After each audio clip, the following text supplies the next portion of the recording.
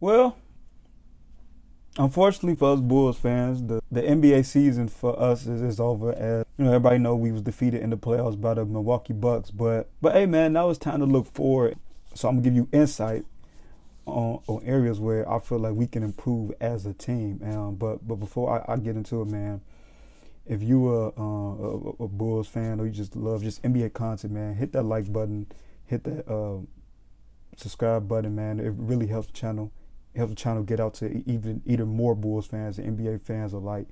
So hit that like button, man. And leave in the comments like what are trades that you would love to see this team make, or players you would love to see this team sign in the offseason to improve this team. So leave that in the comments. But I'm gonna get right into it. So yeah, man. So the season is over, and when you just think about this season as a whole, it was a fun season. I enjoyed it. Those first, like, I don't know, like the first half of the season, we was a really good team. Everything was clicking, and then as we know, COVID hit. A lot of players missed time, but all in all, we were still at the top of the conference. With all the COVID stuff and certain things, and then as we all know, the injury bug bit us. Lonzo was out. Caruso was out. Patrick was already out. He was out like the start of the season, and as we seen, man, it just had a trickle effect down from after the All-Star break of just the injuries kind of just caught up to us, and we kind of sliding that second half of the season and sliding to where most analysts pretty much had us, and that was like in that 4th through like 6th range playing type territory range, and they was right to an extent. We kind of fell back down to earth and around that we fell down to that prediction that they have for us. But and one could say because of the injuries and because players just missed time, we could have never just play a full set of games with all our guys, and yes, that's true.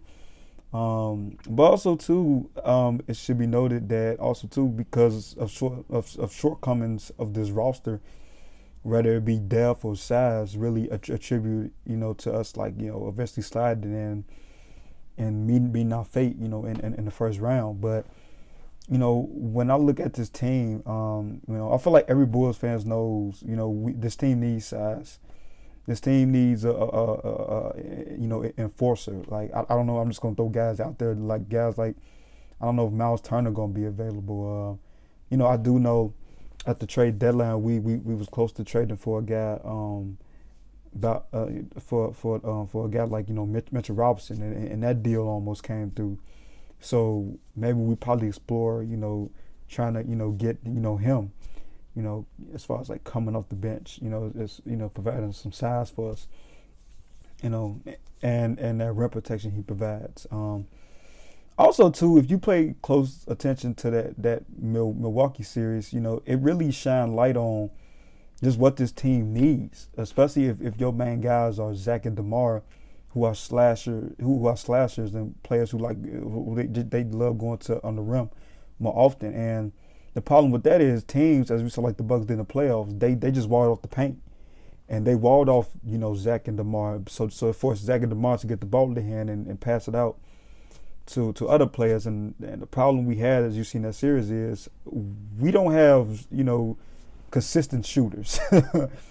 Kobe White is a streaky shooter, and pretty much everybody on our roster besides Zach and Zoe, which of course he was hurt, are pretty much our only consistent, shooters. So you need to improve that aspect of it. I know I heard floated around the deadline that we was, towards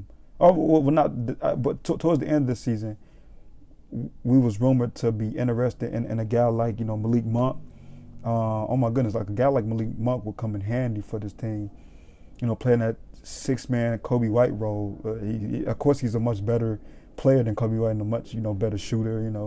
So a guy like that, maybe a guy like Wesley Matthews. I think he only got like he only got one year on this deal, and who knows if the Bucks gonna try to resign him.